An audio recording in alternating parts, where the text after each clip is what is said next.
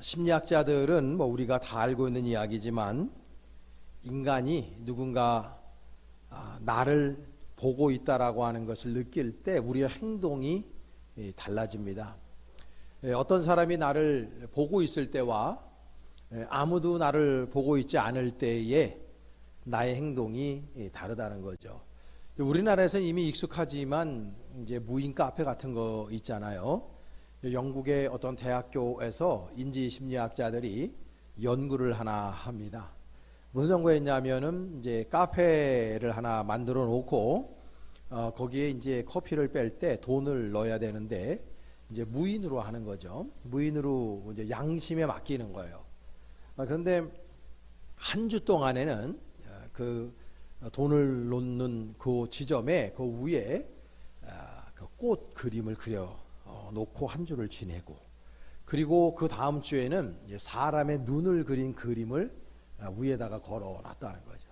놀라운 사실은 누가 지켜보고 있는 건 아니에요. 그러니까 그림을 건 거예요. 첫 번째 주에는 꽃 그림을 그린 거고, 두 번째 주에는 사람 눈을 그린 거예요.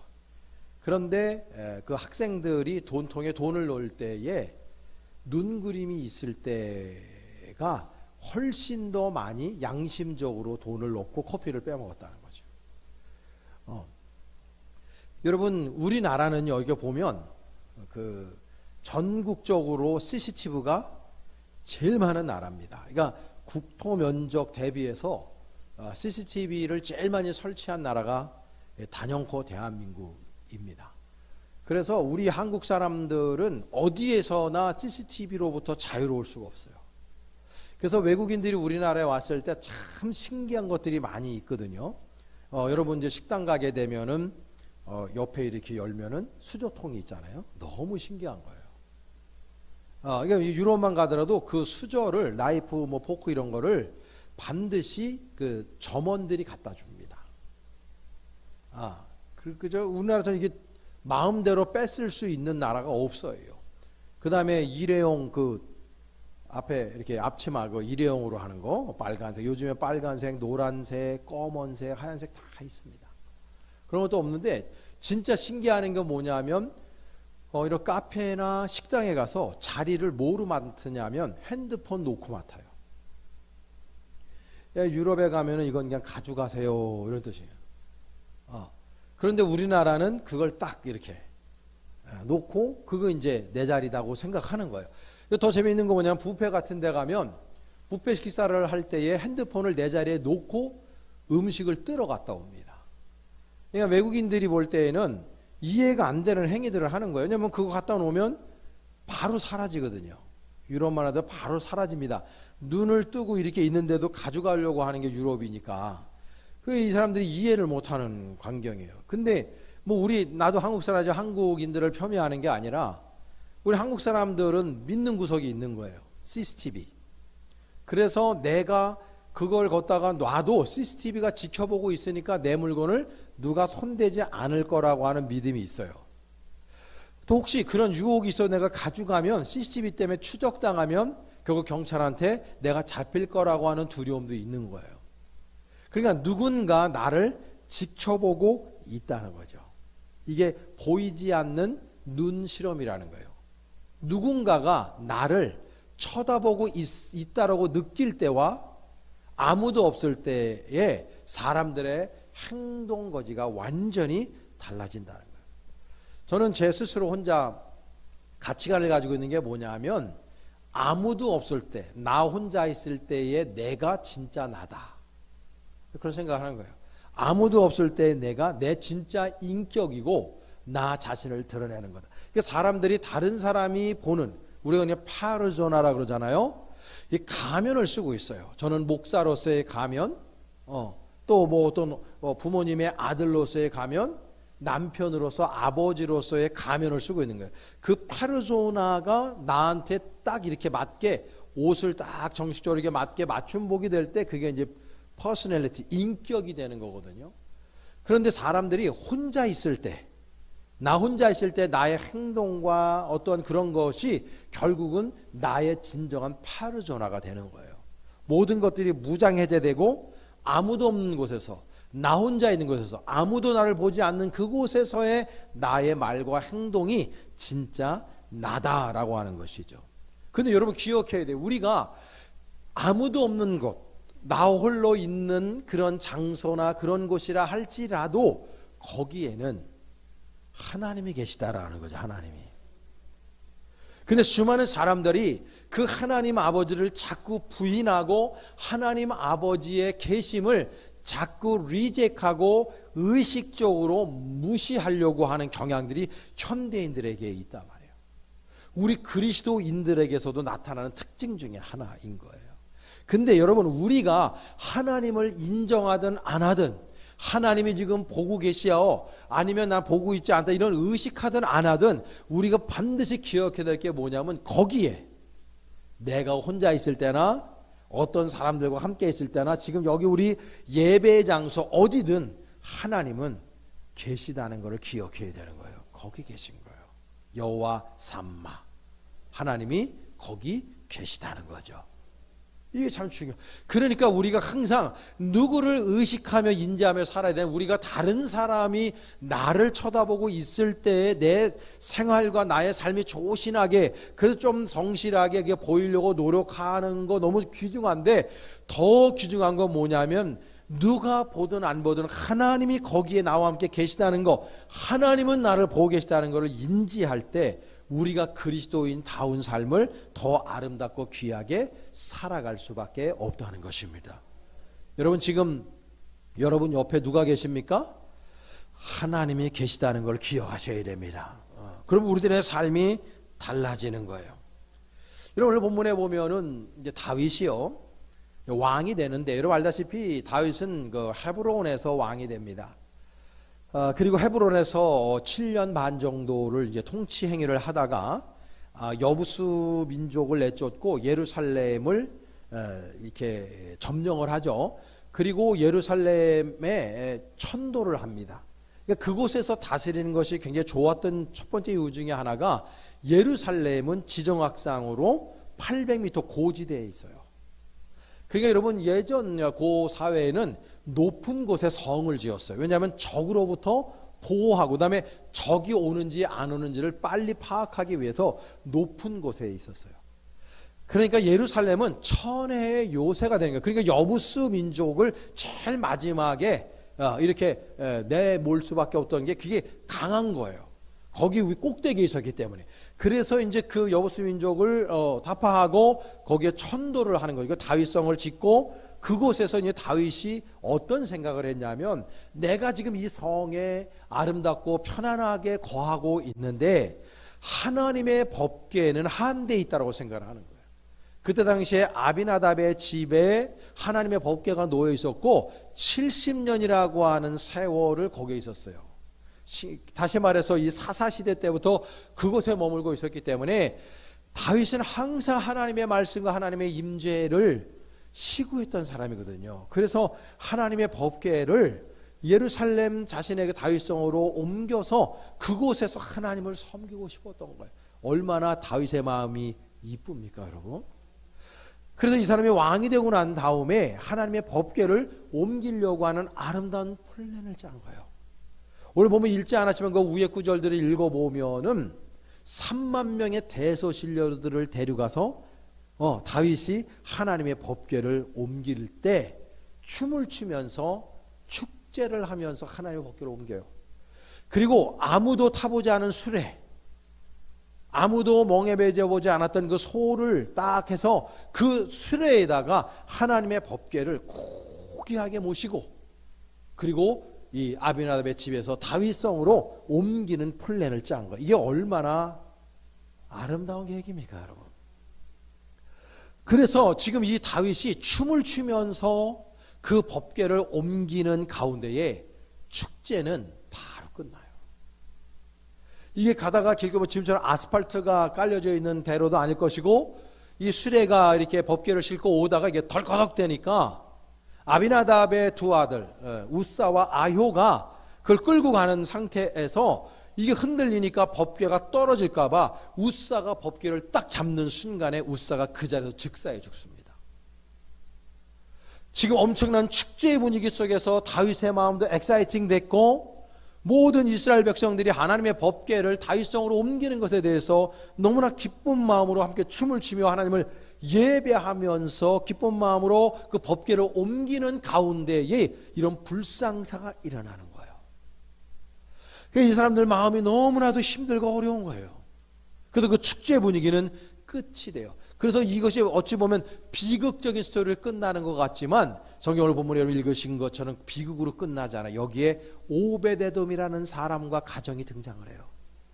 그리고 하나님의 법궤를 두려워서 다윗이, 그리고 너무나 당혹스러워서 다윗성으로 옮기는 것을 중단하고 오벳에돔의 집에 그걸 갖다 놨는데 석 달, 3개월을 있었는데 오늘 본문에 보면은 오벳에돔과 그의 모든 소유가 복을 받았더라. 할렐루야. 이렇게 돼 있다.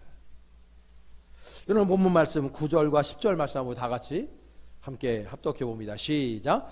기돈의 타작마당에 이르러서는 소들이 뛰므로 우사가 손을 펴서 궤를 붙들었더니 우사가 손을 펴서 궤를 붙들므로 말미암아 여호와께서 진노하사 치심에 그가 거기 하나님 앞에서 죽으니라. 그렇게 하고 있단 말이에요. 여러분 오늘 똑같은 사건인데요. 이 사건을 통해서 두 개의 완전히 다른 결과가 초래돼요. 하나는 우사의 죽음, 하나님의 심판이 임하는 거예요. 하나님의 저주가 임해요.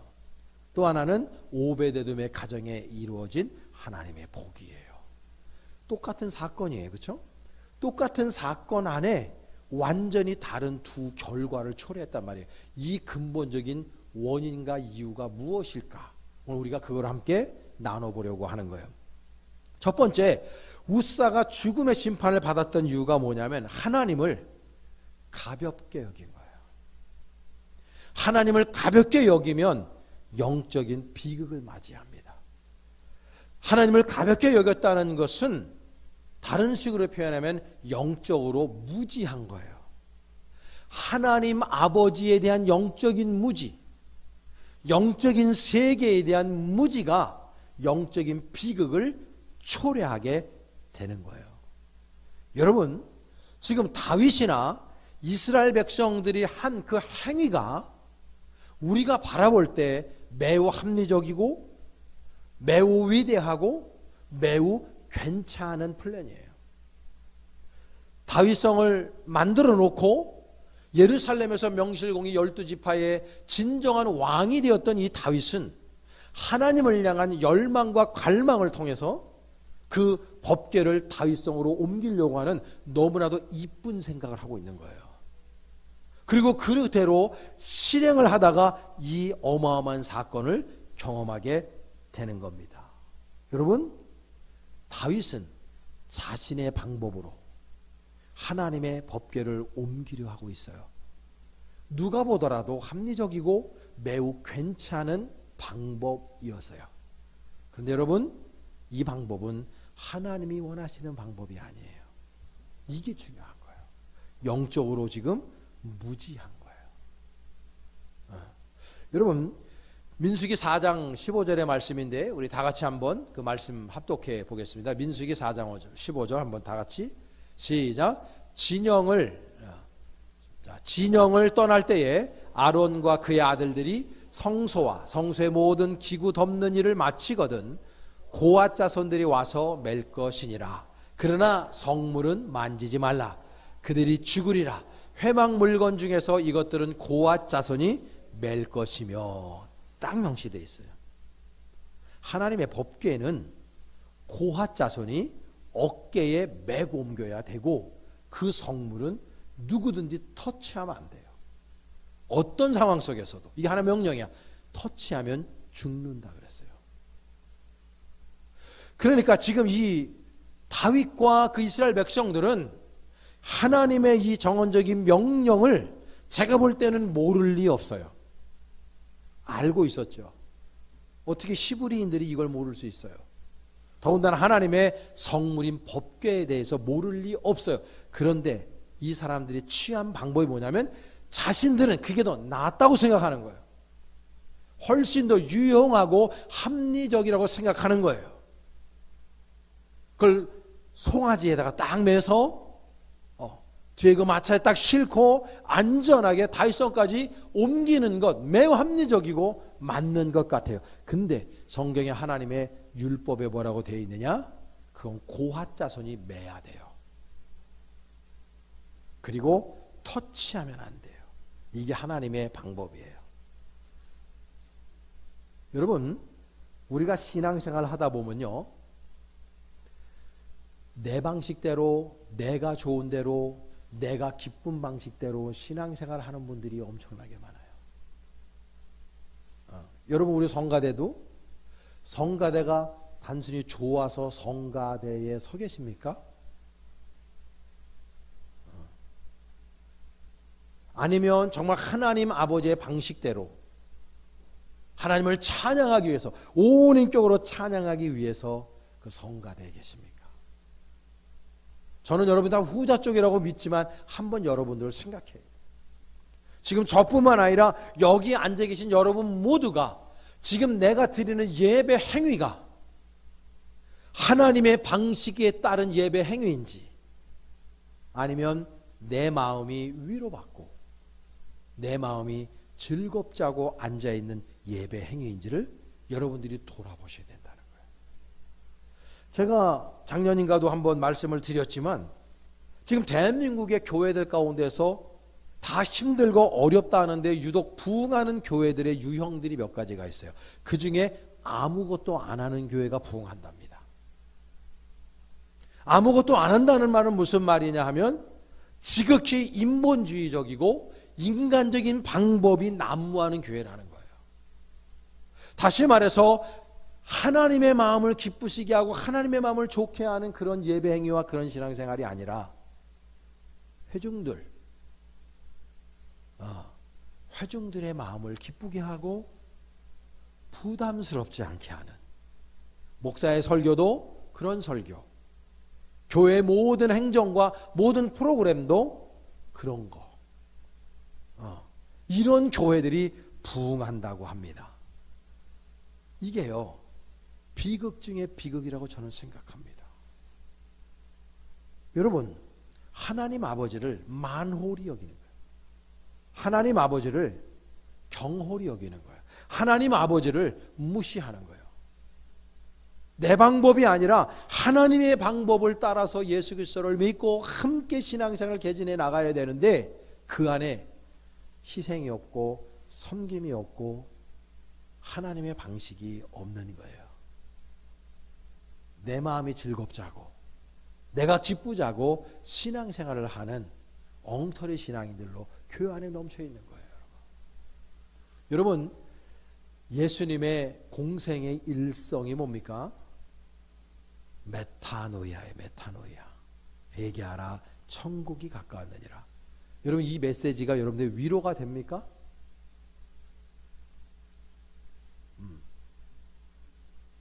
예수님의 그 메시지가 회개하라, 천국이 가까운 이 메시지 여러분에게, 우리들에게 위로를 줍니까? 아니면 도전을 줍니까? 여러분이 판단해 보세요. 주님의 이 땅에서의 공생애 동안의 그분의 메시지, 우리 사복음서에 너무나 잘 나와 있습니다. 그리고 수많은 그분의 제자들이 예수님의 말씀을 인용했죠. 그 예수님의 대부분의 메시지가 보면 다 뭐예요? 우리에게 도전을 주고 우리에게 결단을 요구하고 우리들에게 책임을 묻고 하나님의 진정한 자녀로서의 삶이 어떠해야 되는지 우리에게 가르쳐줬어요. 아무든지 나를 따라오려거든 너 자신을 부인하고 너의 십자가를 지고 나를 따를 것이다 그랬어요. 위로가 됩니까? 그 주님의 메시지가 우리 사람들에게 사람들 인본주의적인 그런 메시지였냐는 거예요.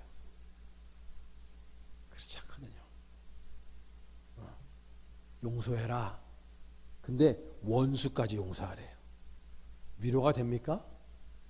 솔직히 따져보면 원수도 아닌데 미워하잖아요. 미워 죽겠잖아요. 도저히 용서가 안 되잖아요. 주님 뭐라 그러냐면 70번씩 7번을 용서해라. 그러니까 그럼 490번을 용서해야 됩니까? 4번 용서하는 것도 힘들어. 말도 안 되는데 주님 그 뜻이 아니죠. 끝까지 용서하라는 거죠. 근데 이 말씀이 여러분들 위로가 됩니까? 오히려 분노를 더 일으킵니까? 예수 못 믿을 뿐이네. 도저히 주님의 수많은 메시지들은 우리를 당혹시키기에 너무나 충분하죠. 그런데 지금 교회 안에서 수많은 강단에서 들려지는 그런 이야기들이, 그 설교들이 진정 캐리그마가 되지 못해요. 캐리그마는 하나님의 말씀을 받아서 가하거나 감하면서 던지는 걸 캐리그마라고 그걸 설교로 번역해요. 우리나라 말로. 그런데 지금 강단에서 캐리그마가 제대로 이루어지질 않고 있어요. 여러분의 신앙생활도 하나님이 원하시는 그 방식이 아니라 내가 편한 방식, 내가 좋아하는 방식으로 신앙생활을 하고 있단 말이에요. 왜냐하면 영적으로 무지한 거고, 좀 더 구체적으로 얘기하면 하나님을 좀 무시하고 있는 거예요. 하나님 그런 분이 아니거든요. 그러니까 뭐요? 심판을 받는 거예요. 우사와 같이 심판을 받는 거. 거기에 하나님의 복이 없어요.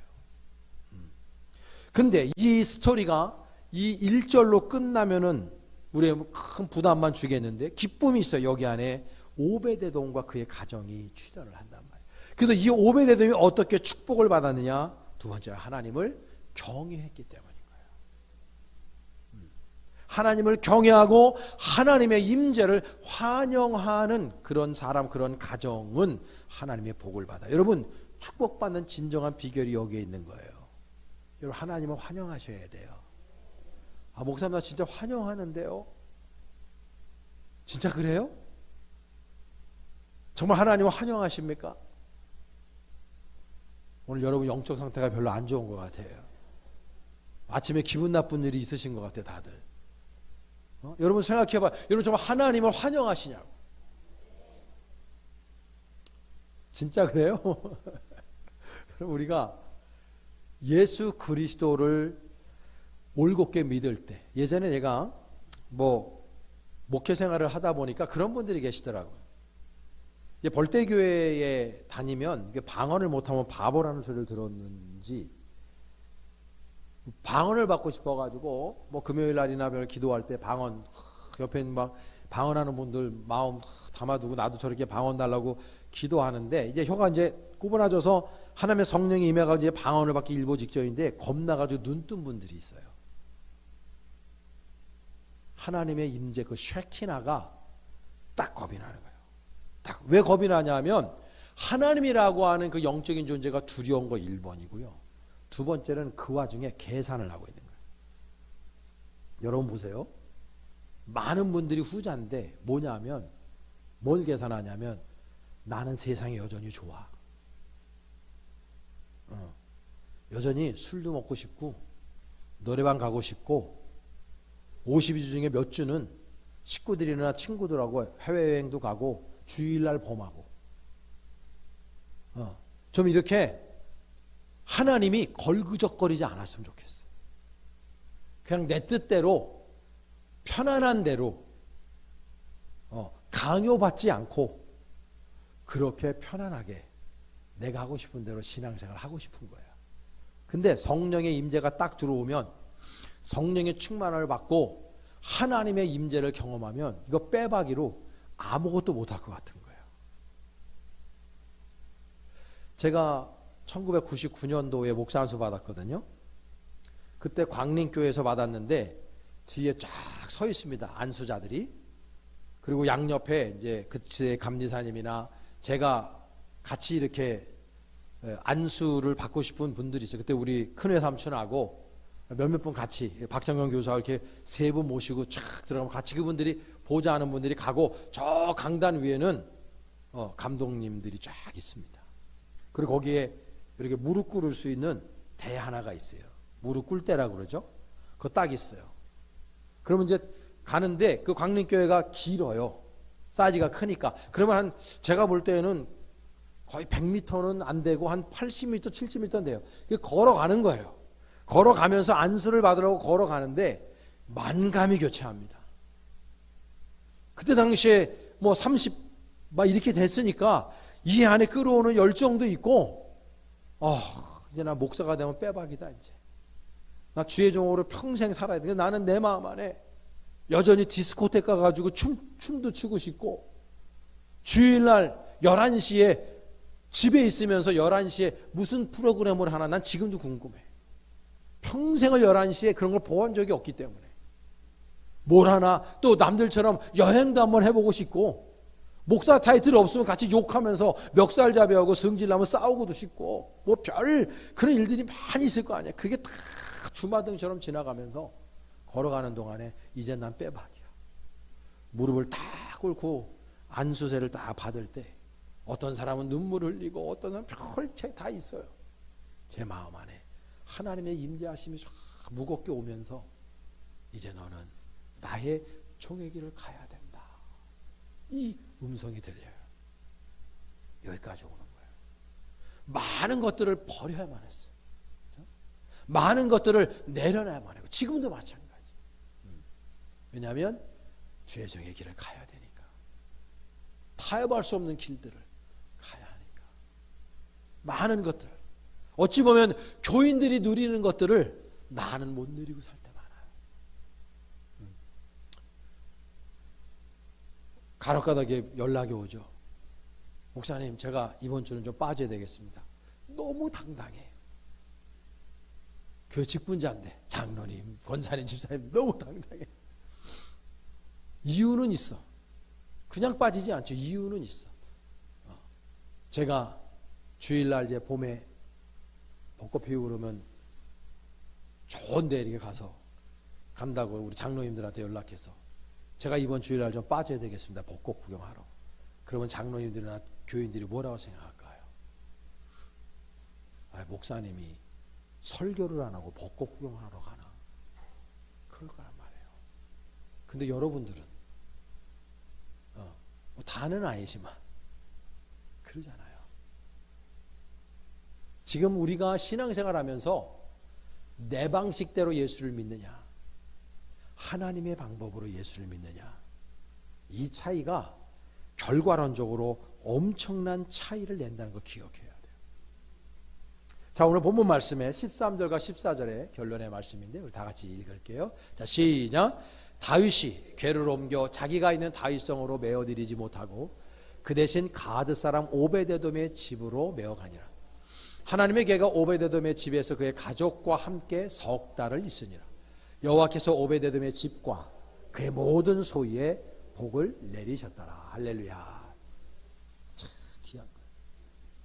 3달을 머물렀는데 오베데돔에 대해서 이 사람이 느닷없이 나오거든요. 그전에는 이름도 없는 사람인데 느닷없이 여기 나오는데 이 오베데돔이라고 하는 사람이 가드 사람이라는 거예요. 이걸 기억하셔야 돼요. 가드.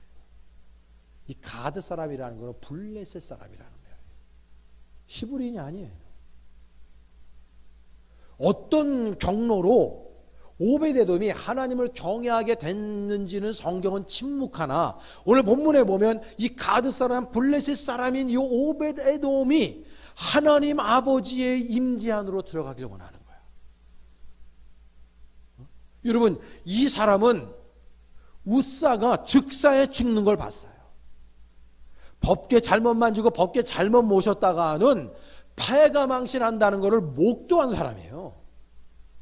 그럼에도 불구하고 그 리스크를 가지고 그 위험과 그 어떤 두려움을 가지고 지금 이 오베데돔은 다른 모든 사람들이 어쩌면 리젝하고 민기적거리고 있는 그 시점에서 오베데돔은요 하나님의 법궤를 자신의 집으로 모셔요.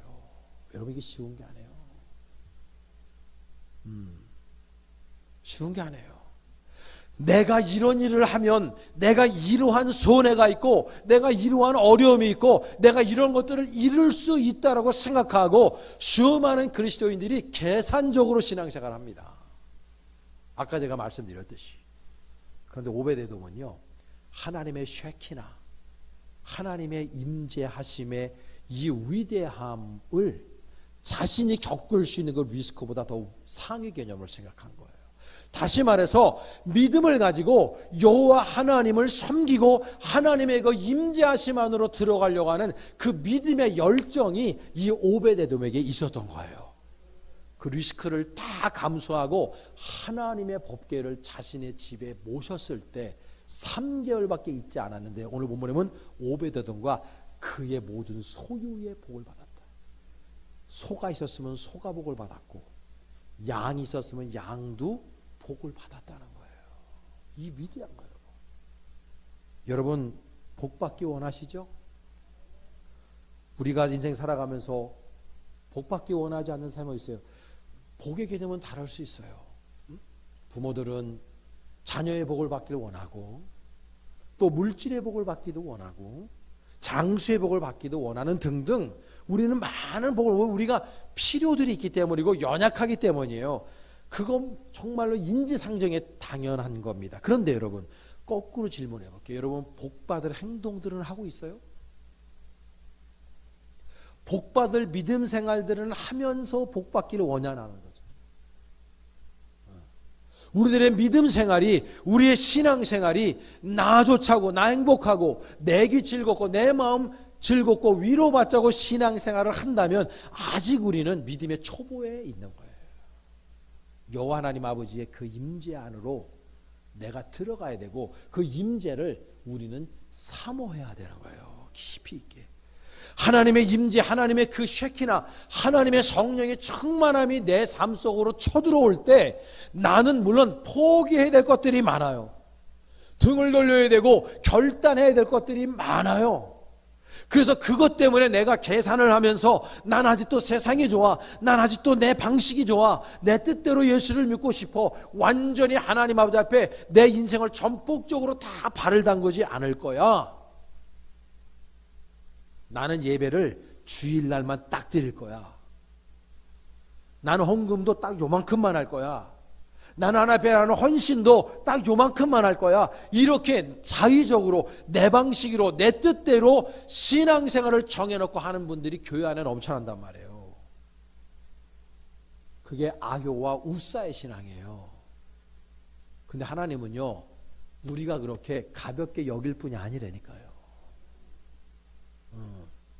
뭘 정해놓고 믿을 뿐이 아니라니까요. 여러분 우리 신앙생활 인간의 어떤 인생을 살아가다 보면 내가 누군가 만약에 우리 곽성원 집사님 여기 있는데 우리 곽성원 집사님을 내가 굉장히 무겁게 여기고 굉장히 존중한다고 생각해봐요. 그럼 내가 곽 집사님에게 함부로 말하거나 행동하지 못해요. 않는 게 아니라 못해요. 왜? 저분을 내가 너무 존귀하게 여기기 때문에 저 사람 앞에서만은 풀어지지 않아요. 왜? 내가 저분을 존귀하게 여기니까. 저분 앞에서 하는 말과 저분 앞에서 하는 행동이 다른 사람과 달라요. 만약에 만날 때 옷매무새도 달라요. 왜? 상대방을 존중하니까요. 귀하게 여기거든요. 귀하게 여기니까요. 예의에서 어긋나는 말과 행동을 최소한으로 줄입니다. 그런데 만약에 그 상대방 우리 곽 지사님을 내가 좀 만홀히 여기고 경홀히 여긴다면은 말도 때로는 막 하고 무시하고 그럴 거예요. 여러분 하나님 똑같아요. 우리 신앙생활 할 때 여러분들의 신앙의 양태를 볼 때 여러분들의 신앙이 하나님을 정말 존중히 여기고 귀하게 앙망하는 마음을 가지고 있다면 하나님에 대한 태도가 우린 날마다 하나님을 경외하고 거룩할 수밖에 없는 거예요. 그리고 그분의 말씀을 무겁게 느끼는 거예요. 그런데 반대로 하나님을 가볍게 여기면 가볍게 여긴다는 것 자체가 하나님의 말씀을 가볍게 여기는 거죠. 성철 스님이 물은 물이요 산은 산이로다. 만약에 황선혜 권사님이 이런 얘기를 했다면 오늘 뭐 잘못 먹었어? 약을 좀 먹어야 될 거 아니야? 이렇게 말할 수 있어요. 근데 사람들이 워낙 고승이다 보니까 그 사람이 한 말에 뭐 잘 이해는 안 돼도 심오한 깊이 있는 뜻이 있는 것 같아 이렇게 생각하는 거예요. 여러분, 우리가 예수님의 일성 회개하라 천국에 가까웠느니라, 그게 예수님이 말씀한 거기 때문에 우리가 곱씹어보고 그 말씀으로 내가 한번 내가 돌아보려고 노력하고 또 내가 묵상하고 그 안에 내가 믿음의 어떤 은혜를 받는 거거든요. 만약에 여러분 중에 누가 누구한테 회개하라 천국에 가까웠느니라, 니나 회개해, 니나 똑바로 해, 이렇게 나갈 거라고. 왜냐하면 그 상대방을 존중히 여기지 않으면 그런 행위가 나오는 거지.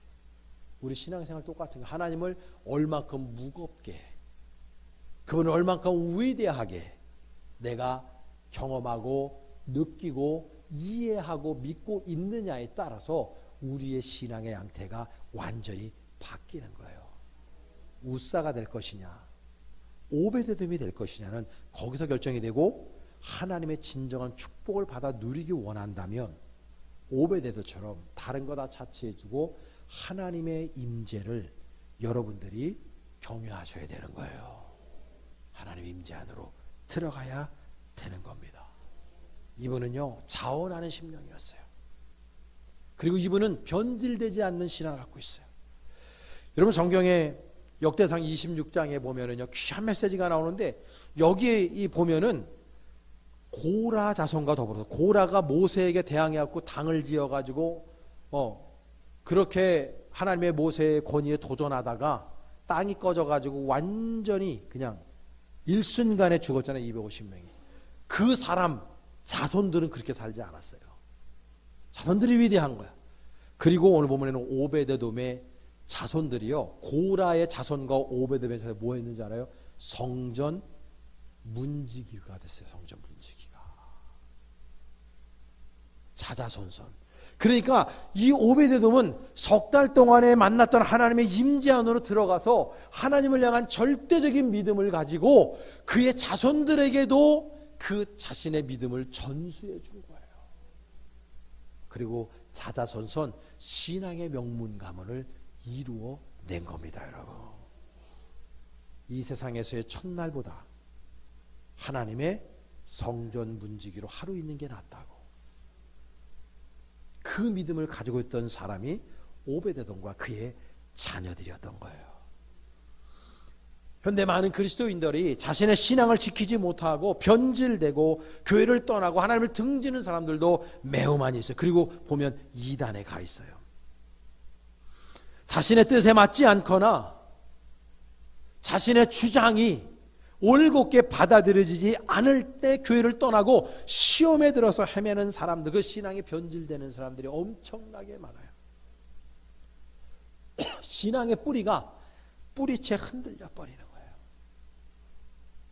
여러분, 교회에 보면요, 교회마다 회의가 많은 교회치고 잘 되는 교회가 일도 없어요. 난 우리 교회에 회의를 많이 안 하는 게 너무 감사하고요. 뭐 기획위원회다 뭐다 모이면은 2시간 3시간을 가요. 왜 가냐 하면 자기 주장하느라고 그런 거예요. 자기 주장, 자기 말 하느라고. 하나님의 몸된 제단에서 어떤 플랜이 나왔을 때 우리는 한 가지만 하면 돼. 이게 하나님의 뜻에 맞느냐 아니냐. 끝이야, 끝. 거기에 목사 주장이 왜 들어가고 장로 주장이 왜 들어가요? 쓸데없는 거예요, 다. 그러니까 교회는 민주주의 하는 데가 아니라 여기는 신본주의 하는 데란 말이에요. 신본주의 하는 데란 말이에요. 하나님의 뜻이 중요한 거예요. 이걸 기억해야 돼요. 그러려면 우리가 하나님의 뜻을 캐치할 수 있는 영적인 눈이 트여져 있어야 된다는 거죠. 영적으로 열려져 있지 않으면 안 되는. 그러니까 이 신앙이 뿌리치 흔들리고 자꾸 변질되는 사람의 특징이 뭐냐면 시험에 드는 건데, 시험에 드는 이유가 뭐냐? 하나님의 임재 안으로 깊이 있게 못 들어가서 그런 거예요. 하나님의 임재 안에 들어가 주님과 영적인 아름다운 교제를 맺으면요, 시험에 들 일이 없어요. 왜? 하나님의 뜻만 받들고 가면 되거든. 내가 좀 희생되고 내가 좀 어려운 환경에 처한다 할지라도, 나한테 손해가 된다 할지라도 하나님 믿는 마음으로 주님 뜻, 하나님의 말씀과 명령과 규례와 법도를 따라서 가면 되는 거거든요. 그러면 절대 신앙생활은 변질되지 않아요. 여러분 신앙이 지금 변질됐어요? 변화받고 있어요? 입을 꾹 다물고 있는 분들은 뭐예요? 헷갈려요? 나 변질됐는지 변화됐는지. 한 가지만 보면 돼. 여러분 스스로. 제가 일일이 여쭤보지는 않지만 스스로 생각해봐요. 나는 지금 하나님의 뜻대로 하나님의 방법으로 예배 드리고 있는지 아닌지. 이거 보면 아는 거예요. 나 오늘 위로받으러 왔어요, 목사님. 힘들어서요. 이해해요. 위로해 드리죠. 위로해 드리고 싶고. 근데 여러분, 예배자의 태도는 첫 번째 프라이머리 컨선이 그게 되면 안 되는 거예요. 프라이머리 컨선은 하나님을 경외하고 하나님을 앙망하고 하나님을 높여드리기 위해 우리가 예배 자리에 앉아 있어야 되는 거예요. 내가 드리는 찬송이, 우리가 드리는 기도가, 우리가 드리는 이 예배가 하나님 받으실 만하냐, 이게 중요한 거예요. 그리고 난 다음에 나의 기쁨, 나의 소망, 그거를 하나님 앞에 비는 거죠. 주여, 나 일주일 동안 살아가며 직장에서 사업에서 힘들었습니다. 나를 위로해 주세요. 그럴 때 하나님께서 여러분들을 두 품에 안아주시면서 내가 너의 마음을 안다. 주님께서 우리에게 오베데돔의 가정에 내렸던 그 복을 허락하실 줄로 믿습니다. 여러분, 이 시대에, 이 혼탁한 시대에 누가 필요하냐? 오베데돔 같은 사람이 필요한 거예요. 저 우리 볼 때 교회, 저 비롯해 우리 모두가 베레스 우사와 같은, 우사와 그리고 처음에 실제로 다윗의 신앙이 아니라 내 방식을 주장하는 신앙생활이 아니라 내 기쁨을 따라 신앙생활하는 신앙인이 아니라 하나님의 방식대로 하나님을 기쁘시게 만들어 드릴 수 있는 더 성숙한, 더 성장한 아름다운 오벳에돔과 같은 신앙인들이 넘쳐나기를 바라고, 그렇게 될 때 하나님께서 오벳에돔의 그 가정에게 복을 허락하셨듯이 저와 여러분의 가정 위에도 우리 인생터 위에도 주님께서 분명히 감당할 수 없는 위대한 복을 허락하실 줄로 믿습니다. 그 복을 받아 누리시는 저와 여러분 모두 될 수 있기를 주님의 이름으로 축원합니다.